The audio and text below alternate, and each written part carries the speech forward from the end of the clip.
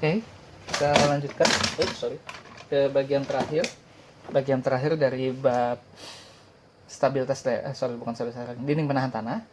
Kita sudah menghitung tekanan tanah diam, kita sudah menghitung tekanan aktif, pasif, dan tekanan akibat luar. Nah, sekarang kita gunakan untuk apa tekanan itu dan KA, KP, dan PHPP itu sekarang kita lihat untuk menghitung stabilitas dinding penahan tanah. Apa aja stabilitasnya? Ayo kita lanjut. Oke, di awal waktu bicara tekanan tanah diam, kita sudah bicara bahwa dinding penahan tanah bisa terdiri dari pasangan batu, semi gravity atau cantilever. Dimana kalau khusus untuk gravity wall, maka stabilitasnya tergantung dari berat sendirinya. Jadi dia harus berat. Nah, ini untuk gravity wall. Kalau untuk gravity wall, tergantung berat sendiri. Jadi berat sendiri dia yang akan menahan geseran dan lain-lain. Kalau untuk, Nah, kalau untuk cantilever wall, maka stabilitasnya tergantung pada tanah yang mengisi belakang sini. Jadi ini sebagai pemberat supaya dinding cantilevernya nggak guling, nggak geser. Nah, sekarang apa aja safety factor yang harus kita cek? Pertama yang kita cek adalah sliding atau geseran. Jadi akibat tekanan tanah aktif dan pasif kemarin, apakah dinding ini dia akan bergeser atau tidak? Nah, di mana sliding akibat P dengan ada H, maka dengan P tekanan tanah dengan ini akan yang melawan sliding adalah berat gravity wall. Sliding terjadi jika besar tahanan geser di bawah tidak mampu memikul tekanan tanah. Sehingga di sini untuk sliding SF-nya adalah theta kali B, di mana B adalah lebar telapak dibagi P. P adalah tekanan. Dengan theta adalah kuat geser di bawah telapak di sini. Nah, harus lebih besar dari 1,5. Ini standar yang baru ya. Mungkin perlu kita cek SNI untuk SF-nya apakah harus lebih besar dari 1,5. Jadi, safety factor untuk sliding yaitu kuat geser di bawah telapak dikali lebar telapak dibagi P, tekanan tanah aktif yang mendorong yang bisa mengakibatkan sliding, harus lebih besar dari 1,5. Kalau lebih besar dari 1,5 aman, tapi kalau lebih kecil dari 1,5 maka dinding ini akan tergeser, itu berbahaya. Oke. Selanjutnya setelah sliding ada overturning atau guling. Bisa lihat di sini. Ini kan ada P, ada H. P kali H itu adalah momen. Jadi P ini selain dia menggeser, dia juga bisa mengakibatkan momen di sini dalam momen yang akan mengguling titiknya di sini. Jadi dia bisa tek kayak gitu. Nah, momen terjadi jika tekanan tanah tidak mampu dipikul oleh momen akibat berat sendiri. Makanya dia harus berat. Soalnya di sini kan tanah mendorong, akibat berat sendiri arahnya akan melawan. Nah, jadi di situ dia harus berat. SF momen adalah momen tahanan dibagi momen guling. Momen tahanannya adalah W kali L. Berat sendiri dikali dengan momen berat sendiri dibagi momen guling yaitu P kali L atau P kali H. Jadi yang mengakibatkan momennya apa? Harus lebih besar dari 1,5 juga. Kalau misalnya kurang dari 1,5, ini guling. Kalau nggak aman. Nah, selanjutnya adalah daya dukung. Kita bicara daya dukung sama seperti pondasi dangkal juga, yaitu CNC tambah QNQ tambah setengah gamma BN gamma. Nah, tapi di sini yang dijadikan musuh adalah berat sendiri dinding gravity wall. Tegangan maksimum yang terjadi adalah W per B tambah 6M per B kuadrat dengan daya dukung QO sama dengan CNC tambah QNQ tambah setengah gamma BN gamma. Jadi beratnya si dinding tambah berat tanahnya yang ada di kakinya dinding ini harus lebih kecil dari QU sama dengan CNC tambah QNQ tambah setengah gamma B N gamma. Nah, itu sigma max per QU. Harus lebih besar dari 3. Sekarang kalau daya dukung pondasi dangkal harus lebih besar dari 3. Dengan sigma max-nya adalah W per B tambah 6 kali M per B kuadrat. Nah, itu di situ. Kalau kurang dari 3, maka dia akan longsor, akan amblas. Dan selanjutnya adalah global stability, stability lereng. Ini kembali ke Mektan 2. Ingat waktu Mektan 2. Jadi kalau misalnya garis keruntuhannya berada di bawah pondasi itu akan sliding. Biasanya untuk memotongnya kita kasih curucuk di sini yang memotong garis keruntuhan itu.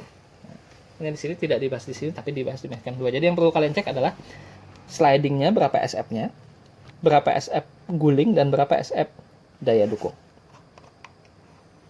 Ini contohnya. Ada dinding penahan tanah seperti ini dengan atasnya 0,4, ini gamanya. Ada tanah 0,5, pasifnya 3, jadi di sini 3,5. Tekanan aktifnya, karena dia flat di atas, kita menggunakan metode Rankine karena atasnya flat, sehingga di sini koefisien tekanan tanah aktifnya Ka sama dengan tan kuadrat 45 min pi per 2 sama dengan 0,49, dengan Kp-nya adalah tangan kuadrat 45 plus pi per 2 sama dengan 1. Nah, itu di situ. Dengan sigmanya adalah, karena dia satu homogen, maka sigma aksen A di sini adalah gamma aksen kali Z tambah QKA dikurangi 2C aksen akar KA, dengan pasifnya ada sigma aksen V sama dengan gamma aksen kali Z tambah QKA min 2C akar KA. Aktifnya cuma dilihat di dua titik di sini, 0 dan 3,5 karena cuma satu. Aktifnya di 0, Z sama dengan 0, aktifnya adalah 1,8 kali 0, gamanya 1,8 kali 0, tambah 2 beban luar, dikali KA-nya 0,49, sama dengan min 2C akar KA, sama dengan 0,7. Pas posisi Z-nya 3,5 di sini, maka sigma A2 sama dengan 1,8 kali 3,5 tambah 2, dikali 0,49, min 2 kali 0,2 kali 0,49 sama dengan 3,79. Jadi tekanan aktifnya di sini flat dan di bawah karena ini ada satu lapisan. Tekanan tanah pasifnya di sini, cuma ada di sini. Nah, Z sama dengan 0, di sini 1,6. Jadi pasifnya yang punya pasif cuma yang setengah meter di sini aja. Ini kan flat kosong di atasnya. 1,6 kali 0 kali 0 kali 1 tambah 2 kali 3 kali 1. Z sama dengan 0,5 di bawah sini. 0,5 sigma A2 sama dengan pasif 1,6 kali 0,5 tambah 0 kali 1 tambah 2 kali 0,23 akar 1. Nah, kemudian setelah itu hitung tekanan tanah aktifnya, di mana PA atau sigma H sama dengan, lihat di sini. Nah, setelah kita selesai menghitung ini, gambar dulu. Oke. Nah, setelah kita gambar, maka tekanan tanah aktif adalah luasan hasil gambar ini. Dalam hal ini, tekanan tanah aktifnya setelah digambar berdasarkan tadi, maka dibagi dua. Ada bentuknya menjadi seperti ini, kita bagi menjadi dua luasan. PA1 ini persegi, PA2 segitiga. PA1 persegi adalah 0,7 kali 3,5 tingginya, sama dengan 2,45. PA2 adalah setengah kali alas kali tinggi.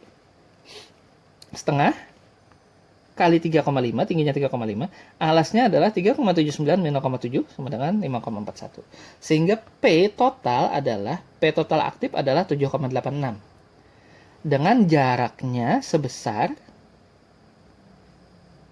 ini kan trapesium agak sulit, jadi jaraknya dipecah juga. Jadi jaraknya adalah titik pusat di persegi dan titik pusat lingkaran, dengan momen gulingnya adalah Mg adalah PA1 kali H1, setengahnya 3,5, dan ini adalah sepertiganya kali segitiga, sehingga momen gulingnya ketemu 10,60.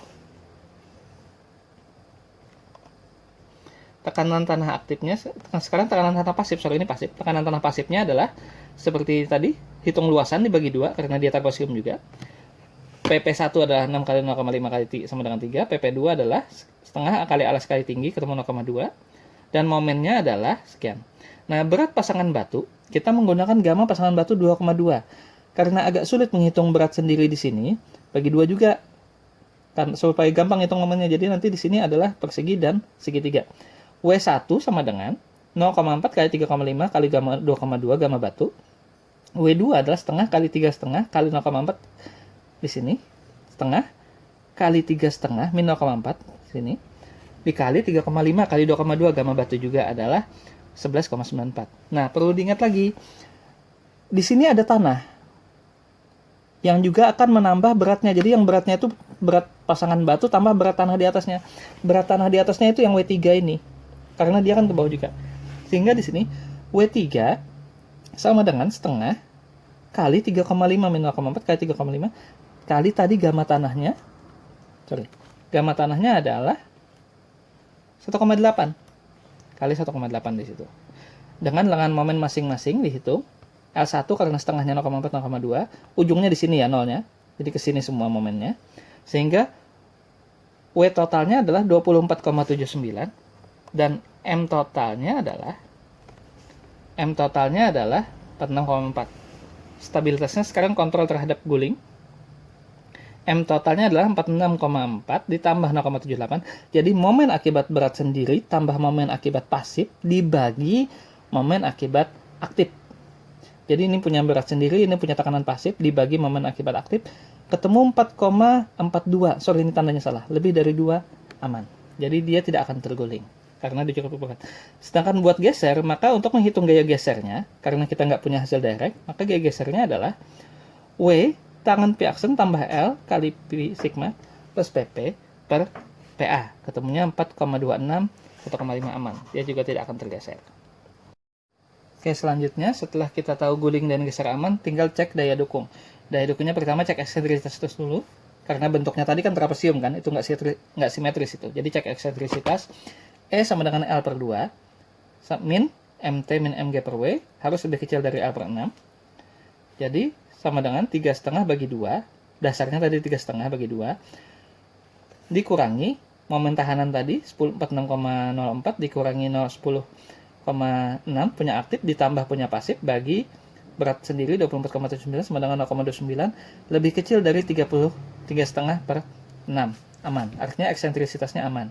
Dan terakhir cek daya dukung tanah. Daya dukung tanah sigma max-nya adalah WB per 6M B kuadrat sama dengan WB 6M tadi, M sama dengan E kali W per B kuadrat. Sehingga ketemunya sigma max-nya adalah 24,79 dibagi 3,5 kali 1 plus 6 kali 0,29 bagi 3,5 sama dengan 10,60. Ini bebannya sigma max. Sekarang kita cek daya dukung Q ultimate-nya adalah CNC tambah QNQ tambah setengah gamma BN gamma. Maka ketemu 57,8. QU per SF daya dukung dibagi kebalik ini.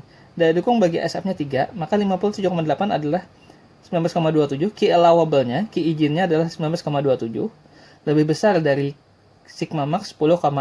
Aman. Oke.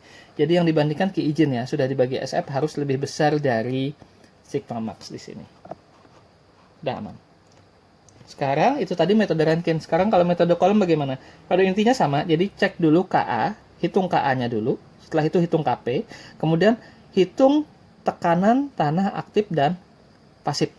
Setelah dapat tekanan tanah aktif dan pasif, maka digambar bentuk luasannya ini. Setelah menghitung berapa sigma H aktif dan pasifnya, gambarkan di sini. Tapi karena kolom, maka dia digambar trapesium yang tadinya berdiri itu jadinya di sini.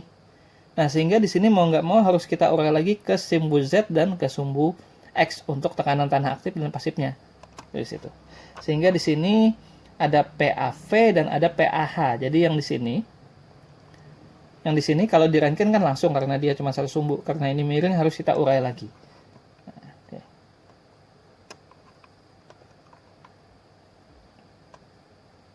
Sehingga di sini muncul PAV dan PAV, tapi bedanya di situ. Kemudian dikontrol sama. Setelah itu kontrol daya dukung sama juga.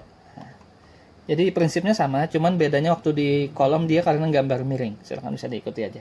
Ingat statikanya ya. Oke, untuk semester ini alhamdulillah selesai. Mudah-mudahan bisa diikuti. Terima kasih. Assalamualaikum warahmatullahi wabarakatuh.